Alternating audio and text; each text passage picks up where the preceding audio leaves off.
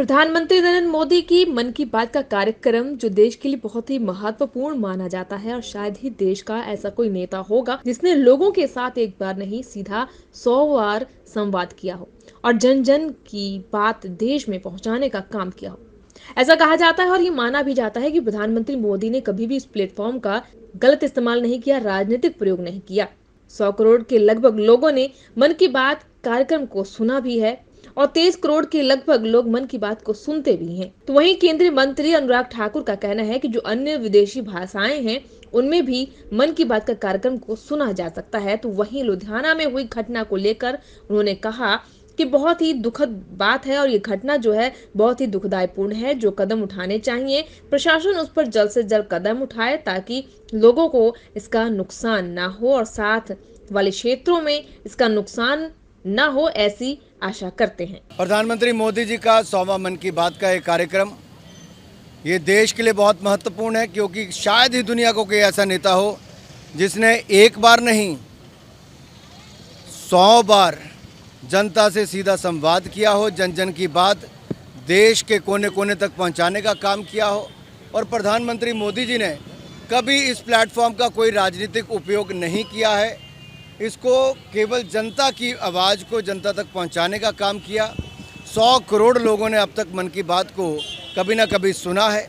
23 करोड़ वो हैं जो लगातार मन की बात को सुनते हैं। और मैं ये कहना चाहता हूँ 62% युवा मन की बात में सुनने का इंटरेस्ट उनका होता है, उसको सुनते हैं। और ये अन्य जो हमारी विदेशी भाषाएं हैं उनमें भी इनको सुना जाता है। अगर बात करें आज जो लुधियाने में एक फैक्ट्री में गैस लीक हुई उसके बारे में आप बहुत दुखद घटना है और उस पर जो कदम उठाने चाहिए प्रशासन उस पर जल्द से जल्द कदम उठाए ताकि और लोगों को इसका नुकसान ना हो, साथ वाले क्षेत्रों में भी इसका कोई नुकसान ना हो, ऐसी मैं आशा करता हूँ। दिल्ली में जो रेसलर बैठे हुए हैं प्रदर्शन कर रहे हैं उस पर भी करते हैं बात इसके बाद। आई अक्टूबर 2014 में विजयदशमी के दिन प्रधानमंत्री नरेंद्र मोदी जी ने पहले मन की बात का प्रसारण हुआ था, 14 मिनट का था, फिर 19 मिनट का हुआ, फिर 24 मिनट तक पहुंचा और 30 मिनट का ये प्रसारण आज 100वां प्रसारण, यानी कि 3 एपिसोड के बाद ही ये लग गया था कि देश पूरा इंतज़ार करता है नरेंद्र मोदी जी के मन की बात को सुनने का, क्योंकि 140 करोड़ के भारतीयों की मन की बात है। और ये स्पष्ट तौर पर दिखता है कि मोदी जी ने कभी इसको एक राजनीतिक मंच के रूप में इस्तेमाल नहीं किया, उन लोगों की बात को जन जन तक पहुंचाने का काम किया जो शायद आप में से या बाकी भी कोई और नहीं कर सकता था। दूर से दूर गांव में, कोई नॉर्थ ईस्ट के एक छोटे से गांव में कमल की पंखुड़ियों से अगर अपना कपड़ा बनाने का, अपने प्रोडक्ट्स बनाने का काम करते हैं, या हरियाणा में बेटी बचाओ बेटी पढ़ाओ को मुहिम को आगे बढ़ाने का काम करते हैं, कोई सेल्फ हेल्प ग्रुप झारखंड से लेकर तमिलनाडु के ट्राइबल क्षेत्र में करते हैं, ये शायद कोई और इस पर प्रकाश नहीं डालता, लेकिन नरेंद्र मोदी जी ने जन जन तक पहुंचाने के लिए आप सभी टीवी चैनल्स ने उसको दिखाया। तो ऑल इंडिया रेडियो आकाशवाणी के मन की बात को, ये वो शुरुआत है जो दुनिया का कोई नेता नहीं कर पाया। 9 साल लगातार नरेंद्र मोदी जी ने करने का कीर्तिमान स्थापित किया है। सैकड़ों रेडियो स्टेशंस के माध्यम से 1000 के लगभग रेडियो स्टेशंस जो अलग अलग प्लेटफॉर्म्स है, कम्युनिटी रेडियो स्टेशंस हैं, इन सब के माध्यम से हम जनता तक पहुंचाने का काम करते हैं। 100 से ज़्यादा चैनल्स इसको लाइव अपने टेलीविज़न पर दिखाते हैं। 22 से ज़्यादा भाषाओं और 29 से ज़्यादा बोलियों में इसको प्रसारित किया जाता है। कई फॉरेन लैंग्वेजेस में इसको प्रसारित किया जाता है। ये अपने आप में दिखता है कि मन की बात आज देश नहीं दुनिया भर में भी इसको प्रसारित किया जाता है। ये एक ऐसा प्लेटफॉर्म बना है जिसको युवाओं के 62% युवा मन की बात को सुनते हैं। 100 करोड़ से ज़्यादा हिंदुस्तानियों ने कभी ना कभी मन की बात को सुना है और इससे लोगों के व्यवहार में बदलाव आया है। लोगों में सामाजिक जो दूरियां थी पहले उसमें नज़दीकियां बनी हैं, भाईचारा बढ़ा है। लोगों ने राष्ट्र निर्माण में अपनी भूमिका को और निभाने का काम किया है। ये सब IIM रोहतक के सर्वेक्षण में सामने आया। ये अपने आप में दिखता है कि मोदी जी की मन की बात अब जन जन की बात भी है, तो लोगों के दिलों को छूने का बात भी बनी।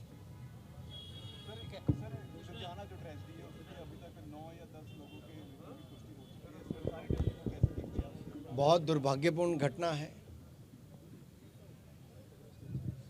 और कुछ लोगों की जान गई। मैं उनके परिवार के प्रति मुझे पता है जो नुकसान हुआ, ईश्वर उनको ताकत दे इस कष्ट को झेलने की। लेकिन मैं वहीं पर राज्य की सरकार से निवेदन करता हूं कि जल्द से जल्द कदम भी उठाए जाएं, उनके परिवारों को मदद भी पहुंचाई जाए। तो बाकी घायल हैं उनको जल्द से जल्द अस्पताल में उनके लिए सब तरह के प्रबंध होने चाहिए।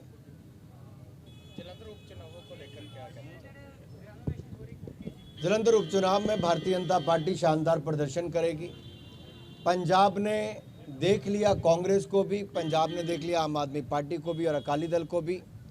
और अब पंजाब को लगता है अगर देश आगे बढ़ सकता है नरेंद्र मोदी जी के नेतृत्व में, तो पंजाब पीछे क्यों रहे। और पंजाब आगे बढ़ना चाहता है, पंजाब भारतीय जनता पार्टी के साथ, नरेंद्र मोदी जी के साथ आगे जाना चाहता है। देखिए पिछले 1 वर्ष में जिस तरह से आम आदमी की पार्टी ने पंजाब को लूटने का काम किया है। 2 महीने के अंदर इनके स्वास्थ्य मंत्री का भ्रष्टाचार के चलते इस्तीफा हो गया। इनके बहुत सारे नेताओं पर भ्रष्टाचार के केवल गंभीर आरोप ही नहीं लगे, आप मीडिया के लोगों ने उनको उजागर करने का काम भी किया है। जलंधर कहने के लिए तो स्मार्ट सिटी है, लेकिन ये आम आदमी पार्टी की सरकार में हालत तो देखिए क्या है सड़कों की। टूटी फूटी सड़कें, जाम ही जाम। उस जलंधर को जिसको खूबसूरत कहा जाता था, शिक्षा की नगरी कहा जाता था, स्पोर्ट्स का, उद्योग का एक हब कहा जाता था, यहाँ पर माइक्रो स्मॉल मीडियम एंटरप्राइजेस के लिए जलंधर को जाना जाता था। उसी जलंधर में आज जो कभी समय से पहले जहाँ पर फ्लाईओवर बने थे, आज वहाँ पर जाम लगा रहता है। लोग सड़कों पर उतरते हैं तो लगता है कि हालत क्या हो गई। गांव की सड़कों को देखिए, बुरी हालत है। स्वास्थ्य की सुविधा नाम मात्र है। ये जो मोहल्ला क्लिनिक की जो दिल्ली में बेड़ा गर्क इन्होंने किया है, अब उसके होर्डिंग बैनर पे ज़्यादा पैसे मान साहब की सरकार ने खर्च कर दिए, लेकिन ज़मीन पर कुछ दिखता नहीं। शायद पोस्टरों में पैसे खर्च हुए, ज़मीन पर दिखता नहीं। स्मार्ट सिटी के 900 करोड़ रुपए की शायद सड़कें बननी थी, कहाँ गया वो, किसने खाया। बहुत बड़े प्रश्न चिन्ह खड़े हैं यहाँ पर।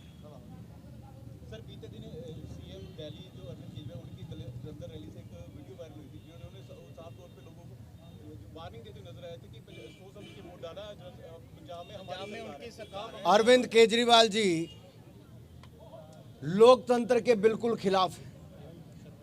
कल जब उनसे सवाल पूछा गया तब उनके लोगों ने मीडिया के मित्रों को मारने का काम किया। मेरा गंभीर आरोप है अरविंद केजरीवाल जी पर कि जो पत्रकार दिन रात एक करके जनता के बीच में जन जन की आवाज़ को पहुंचाने का काम करते हैं, प्रश्न पूछते हैं, उनके साथ मारपीट करने का काम अरविंद केजरीवाल जी के लोगों ने एक बार नहीं, पिछले 3-4 दिनों में कई बार कर दिया है।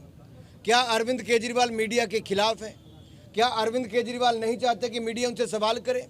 कभी अरविंद केजरीवाल बड़ी बड़ी प्रेस कॉन्फ्रेंस जब राजनीति में नहीं आए थे तब तो करते थे, आज केवल एक सिंगल माइक लगाकर अपने बंद कमरे में बोलते हैं और चले जाते हैं। किस बात का डर छिपाता है अरविंद केजरीवाल को? 45 करोड़ का शीश महल जो बनाया है, वो 45 करोड़ जनता की गुड़ कमाई का टैक्स का पैसा जो गरीब का शौचालय बनाने के काम आ सकता था, गरीब को पक्का मकान बनाने के काम आ सकता था। अरविंद केजरीवाल कहते थे कि मैं सरकारी मकान नहीं लूंगा, बंगला नहीं लूंगा, और यहाँ तक कहते थे कि हमारे लोग सरकारी कोई भी ऐसी चीज़ नहीं लेंगे जिसको आम आदमी के साथ ना जुड़ी हो। आज करोड़ों रुपए का स्विमिंग पूल अरविंद केजरीवाल जी के घर में बना है, करोड़ों रुपए के पर्दे लगे हैं। क्या आप में से किसी के घर में करोड़ों रुपए के पर्दे लगे हैं? करोड़ों रुपए के मार्बल लगा है विदेश से मंगवा कर। और एक घर नहीं, 7 लगती 4 कोठियों को अब अरविंद केजरीवाल के महल में बदल दिया गया है। ये आम आदमी नहीं, ये खास लोग हो चुके हैं। सिंगल माइक लगा के ट्रेंड जो आपने जलंधर बाई इलेक्शन में हम आम आदमी पार्टी का भ्रष्टाचार, कानून व्यवस्था का चरमरा जाना, पंजाब में जो पिछले कुछ महीनों में देखा जो घटनाएं घटी हैं, पंजाब पुलिस कभी मजबूत होती थी उसको कमज़ोर करने का काम आम आदमी पार्टी ने किया है और पंजाब विकास में बिल्कुल पिछड़ता चला जा रहा है। और हमारा पंजाब कभी बहुत आगे होता था, आज पहले कांग्रेस के कारण और अब आम आदमी पार्टी के कारण ये लगातार पिछड़ रहा है। सर आपने माइक लगा के अपनी बात कहने के बाद की अरविंद केजरीवाल जो करते हैं वही ट्रेंड पंजाब में चल रहा है। बीते दिन कई ऐसी वारदातें हुई जिसमें सिर्फ एक ट्वीट जाहिर होता है। लुधियाना ट्रेजेडी की बात की, इसमें भी सीएम साहब ने एक ट्वीट जारी कर दिया। देखिए, भगवंत मान जी वही करेंगे जो अरविंद केजरीवाल करते हैं। पहले आम आदमी की बात करते हैं, पहले बड़ी बड़ी बातें विपक्ष में मीडिया में आके करते थे, लेकिन सत्ता पक्ष में आकर जब उनकी जवाबदेही बनती है प्रशासन के प्रति, जनता के प्रति, देश के प्रति, तब भगवंत मान बंद कमरे में साइलेंट मोड पर चले जाते हैं। साइलेंट मोड पर भगवंत मान, साइलेंट मोड पर अरविंद केजरीवाल, ये जनता के जवाब देने में बिल्कुल सक्षम नहीं है। इनकी हरकतें, इनकी सरकार की हरकतें भ्रष्टाचार से पूरी डूबी हुई है। इनके एक नहीं अनेक नेता जेल में हैं और पंजाब की धरती अरविंद केजरीवाल से पूछती है कि शहीद भगत सिंह का अपमान क्यों करते हैं। उन्होंने कहा कि जो सत्येंद्र जैन है उनको भारत रत्न मिलना चाहिए और मनीष सिसोदिया शहीद भगत सिंह हैं। अरे भ्रष्टाचार के मामले में जो जेलों में बंद पड़े हैं, जिनको जमानत कोर्ट ने नहीं दी है, उनके लिए शहीद भगत सिंह का दर्जा देने की बात अरविंद केजरीवाल करते हैं। पंजाब की जनता अरविंद केजरीवाल को कभी माफ नहीं करेगी।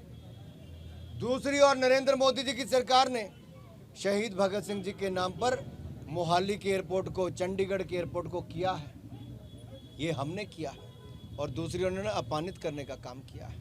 सर दिल्ली जंतर मंतर जो प्रोटेस्ट कर रहे हैं, बैठे हुए काफी कर रहे हैं कि काफी तरह के खुद भी आरोप लगा रहे हैं। और देखिए, मैंने इस पर स्पष्ट कहा कि खिलाड़ियों की मांग जब वो मिलने आए, एक नहीं 2 दिन में बैठे, लगातार उनसे बैठ के 12 घंटे उनसे बातचीत हुई और आम सहमति से कमेटी का गठन हुआ। अब ये पहली बार हुआ कि कमेटी का गठन भी हुआ, लेकिन उसके बाद उन्होंने एक और नाम ऐड करने के लिए कहा, हमने वो भी कर दिया। कमेटी ने जितने लोग अपनी बात रखना चाहते थे, समय और बढ़ाना चाहते, हमने वो भी दे दिया। सब लोगों ने अपनी आके बात भी रखी।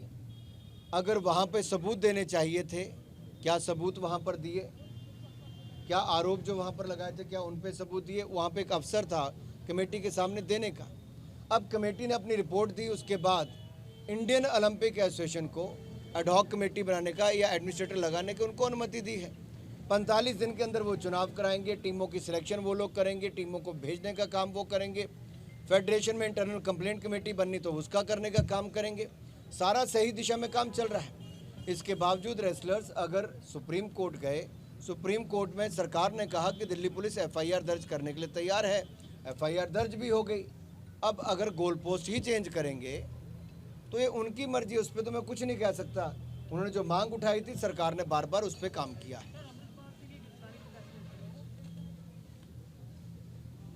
देखिए, कुछ मुद्दे सुरक्षा से जुड़े हैं और भारतीय जनता पार्टी ने पंजाब की और पंजाबियों की सुरक्षा को लेकर कभी राजनीति नहीं की है, ना ही आज हम करेंगे। चाहे चुनाव हो या चुनाव ना हो, हम कभी भी पंजाबियों की और देश की सुरक्षा पर कभी राजनीति भारतीय जनता पार्टी नहीं करती है। हमने पंजाब की सरकार को सहयोग देने की बात कही थी, सहयोग दिया भी। और कोई भी ऐसा असामाजिक तत्व जो पंजाब के वातावरण को खराब करेगा, वो किसी को मंजूर नहीं है, पंजाब के लोग ही मंजूर नहीं करेंगे। हमारी पीढ़ी ने, हमसे पहले की पीढ़ी ने बहुत बड़ा संकट पंजाब पर कई वर्षों तक देखा है और कोई उस तरह का समय अब वापस पंजाब में नहीं देखना चाहता। हम फलता फूलता पंजाब, आगे बढ़ता पंजाब, उभरता पंजाब, आगे बढ़ता पंजाब, ऐसा देखना चाहते हैं। और इसलिए मैंने कहा, भारतीय जनता पार्टी के साथ पंजाब आगे बढ़ेगा। और ये अवसर है जलंधर की जनता के पास, केवल बाई इलेक्शन में 1 वर्ष है, आप 1 वर्ष भारतीय जनता पार्टी के सांसद को दीजिए, मैं विश्वास दिलाता हूं 1 वर्ष में आप देखेंगे कि भाजपा क्या बदलाव करके दिखाती है। ऐसा ही उदाहरण हिमाचल प्रदेश में हुआ था, जब प्रेम कुमार धूमल जी बाई इलेक्शन जीतकर आए थे, उसके बाद वहां पर भारतीय जनता पार्टी की सरकार बनी थी। ये बाई इलेक्शन भी यहां पर भारतीय जनता पार्टी जीतेगी और 2027 में पंजाब में भारतीय जनता पार्टी सरकार। लुधियाना से अभिषेक चलोटा की रिपोर्ट, एसएमजेड न्यूज इंडिया।